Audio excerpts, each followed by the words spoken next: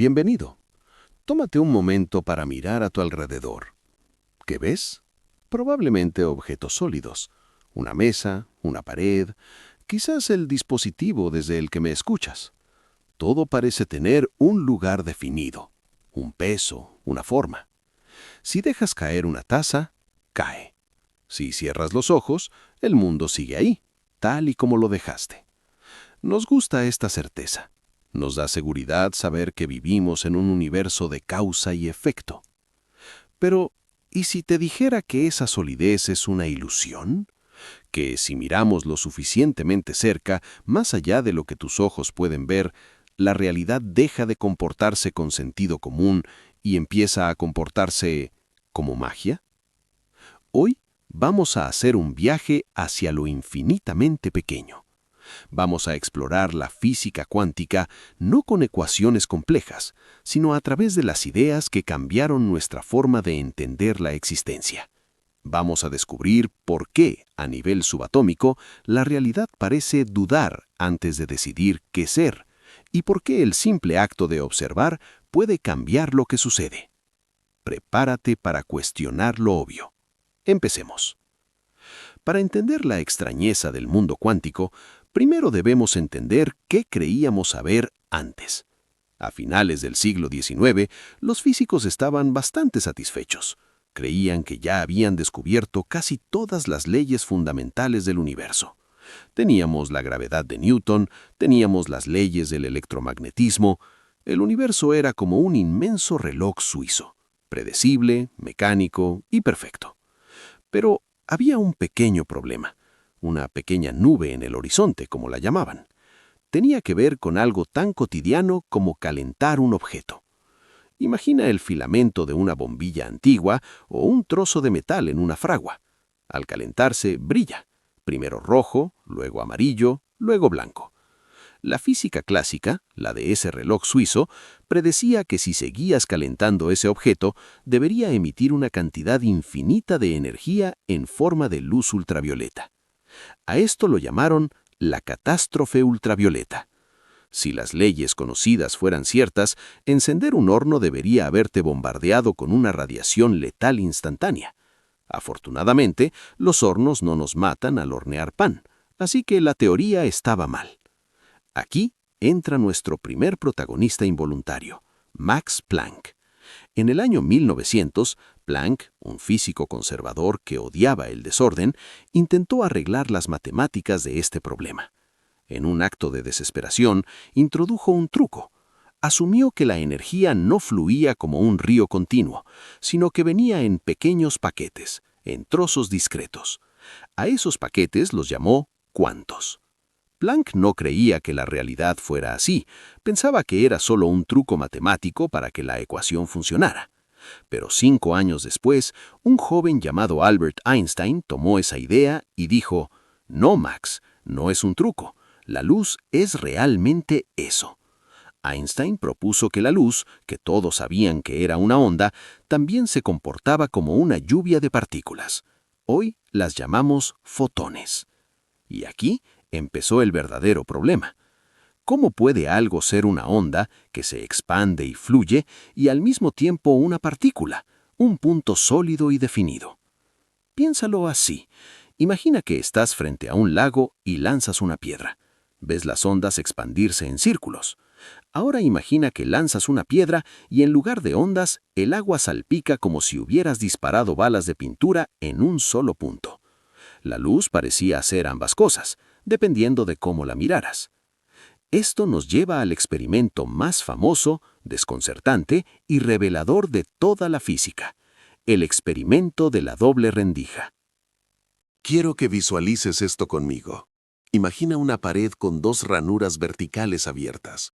Detrás de esa pared hay una pantalla detectora, como una tela blanca. Ahora imagina que tienes una máquina que dispara canicas o pelotas de tenis. Disparas muchas pelotas hacia la pared. Algunas rebotarán, pero otras pasarán por las ranuras. Si miras la pantalla de atrás, verás 2 franjas verticales marcadas por los impactos de las pelotas que lograron pasar. Lógico, ¿verdad? 2 ranuras, 2 franjas. Así se comportan las partículas, la materia sólida. Ahora cambiemos las pelotas por agua. Envías una ola hacia la pared. La ola choca, pero parte de ella pasa por las dos ranuras a la vez. Al salir por el otro lado, se crean dos nuevas ondas que interfieren entre sí. Donde las crestas de las olas se encuentran, se hacen más grandes. Donde una cresta encuentra un valle, se cancelan. En la pantalla trasera no verías dos franjas, sino un patrón de muchas franjas, llamado patrón de interferencia. Eso es lo que hacen las ondas. Hasta aquí todo claro. Materia igual a dos franjas. Ondas igual a muchas franjas. Pero ¿qué pasa si disparamos electrones? Los electrones son materia, son pedacitos de realidad. Así que esperaríamos ver dos franjas, como con las pelotas de tenis. Los científicos hicieron esto. Dispararon electrones uno por uno. Esperaron, y cuando miraron la pantalla final, quedaron atónitos. Había un patrón de interferencia, había muchas franjas, como si fueran ondas. Esto era imposible. ¿Cómo puede un solo electrón, una partícula sólida, interferir consigo mismo antes de golpear la pantalla? Pero la historia se pone más extraña, y esta es la parte que quiero que recuerdes porque cambia nuestra visión del mundo. Los científicos pensaron, esto no tiene sentido. Vamos a poner un detector, una especie de cámara justo al lado de las ranuras para ver por cuál está pasando realmente el electrón. Querían atraparlo en el acto. Así que encendieron el detector y repitieron el experimento. Dispararon los electrones. El detector pitó. Pasó por la izquierda o pasó por la derecha. Pero cuando miraron la pantalla final, el patrón de interferencia había desaparecido. Ahora solo había dos franjas. El electrón había vuelto a comportarse como una simple pelota de tenis. ¿Entiendes lo que esto implica? El simple acto de observar, de medir por dónde pasaba, cambió la realidad. Cuando no mirábamos, el electrón era una onda de posibilidades, existiendo en múltiples caminos a la vez. Cuando miramos, la onda colapsó y se vio forzado a elegir una única realidad definida. Es como si el universo fuera tímido, como si la realidad no estuviera escrita hasta que alguien o algo interactúa con ella. Antes de ser medido, el electrón no está en un lugar A o B, está en una superposición de estados. Es una nube de quizás. Esto nos lleva a Erwin Schrödinger. Seguro has oído hablar de su gato. Schrödinger propuso este famoso experimento mental no para explicar la física cuántica, sino para mostrar lo absurda que le parecía. Dijo, imagina un gato en una caja sellada con un mecanismo mortal que tiene un 50% de probabilidad de activarse dependiendo de una partícula radiactiva. Según la mecánica cuántica, hasta que no abras la caja, el átomo no ha decidido si desintegrarse o no. Por tanto, el gato está, teóricamente, vivo y muerto al mismo tiempo, en un estado de superposición. Para Schrödinger, esto era ridículo. Un gato no puede estar vivo y muerto. Pero las matemáticas decían que, al menos para las partículas, esto es exactamente lo que ocurre. La realidad es una mezcla de probabilidades hasta que el colapso ocurre. Ahora profundicemos un poco más en la incertidumbre, no como una falta de conocimiento, sino como una ley de la naturaleza. Werner Heisenberg, otro gigante de esta historia, formuló su famoso principio de incertidumbre. En nuestro mundo macroscópico, si tienes un coche, puedes saber exactamente dónde está, su posición, y a qué velocidad va, su momento. El GPS te lo dice. Pero en el mundo cuántico hay un límite fundamental. Heisenberg descubrió que no puedes conocer con precisión absoluta la posición y la velocidad de una partícula. Cuanto más preciso eres midiendo dónde está un electrón, menos sabes sobre hacia dónde va o a qué velocidad. No es porque nuestros instrumentos sean malos, no es que necesitemos mejores microscopios, es que la naturaleza misma no tiene esa información definida. Es como intentar tomar una foto de un coche de carreras. Si usas una velocidad de obturación muy rápida, ves el coche nítido en un lugar exacto, pero pierdes la sensación de movimiento. Parece aparcado. Si usas una obturación lenta, ves el movimiento, la velocidad, pero el coche es una mancha borrosa y no sabes exactamente dónde está. El universo, en su base, es borroso. Está tejido con hilos de incertidumbre. Hasta ahora hemos visto que la realidad cambia al ser observada y que la certeza absoluta es imposible. Pero hay un concepto más, uno que molestaba profundamente a Einstein. Él lo llamaba acción fantasmal a distancia. Hoy lo llamamos entrelazamiento cuántico. Imagina que tienes un par de guantes. Pones el guante izquierdo en una caja y el derecho en otra. Le das una caja a un amigo que se va a la Antártida y tú te quedas con la otra en Madrid. Antes de abrir las cajas, no sabes qué guante tienes. Pero en el momento en que abres tu caja y ves que tienes el guante derecho, instantáneamente sabes que tu amigo, a miles de kilómetros, tiene el izquierdo. En el mundo clásico, esto no es magia. El guante siempre fue el derecho desde que lo metiste en la caja, solo que tú no lo sabías. La información ya estaba ahí. Pero en el mundo cuántico, las partículas entrelazadas no funcionan como guantes clásicos. Recuerda, antes de ser observadas, no tienen un estado definido. Son una nube de probabilidad. Si dos partículas están entrelazadas, comparten la misma nube, la misma función de onda. Si separas estas partículas y llevas una al otro extremo del universo, siguen conectadas.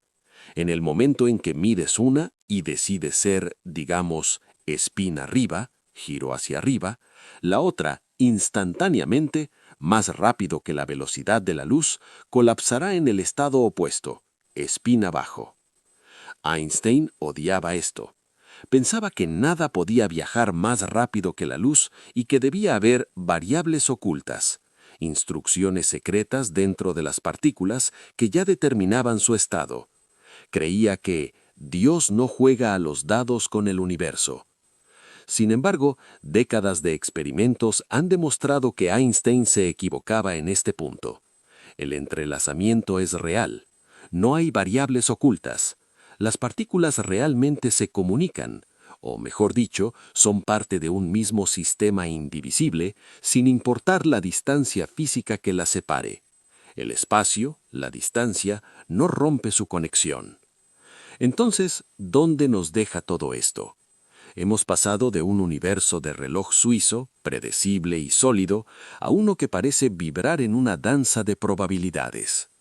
Hemos aprendido que la materia puede ser onda y partícula, que el observador es parte fundamental del experimento, que no podemos saberlo todo con precisión, y que las conexiones entre las cosas pueden desafiar el espacio y el tiempo. Es natural sentirse un poco mareado con estas ideas. Richard Feynman, uno de los físicos más brillantes del siglo XX, dijo una vez: si crees que entiendes la mecánica cuántica, es que no entiendes la mecánica cuántica. Pero no dejes que eso te desanime. Al contrario, hay una belleza profunda en esto. La física cuántica nos dice que la realidad no es rígida, que en la base de todo lo que tocas, de todo lo que ves, e incluso de los átomos que forman tu propio cuerpo, existe un espacio para la posibilidad. El universo no es una máquina cerrada y terminada, es un proceso constante. Es un diálogo entre lo que es posible y lo que se manifiesta. Quizás te preguntes, ¿qué tiene que ver esto con mi vida diaria? Mis llaves siguen perdiéndose y mi café se enfría según las leyes de la termodinámica clásica. Es cierto. A nuestra escala humana, estas extrañezas cuánticas se promedian y desaparecen, dejándonos con la solidez a la que estamos acostumbrados. Pero saber lo que ocurre en el fondo cambia nuestra perspectiva. Nos recuerda que nuestra intuición no es el límite de la realidad. Nos enseña humildad intelectual.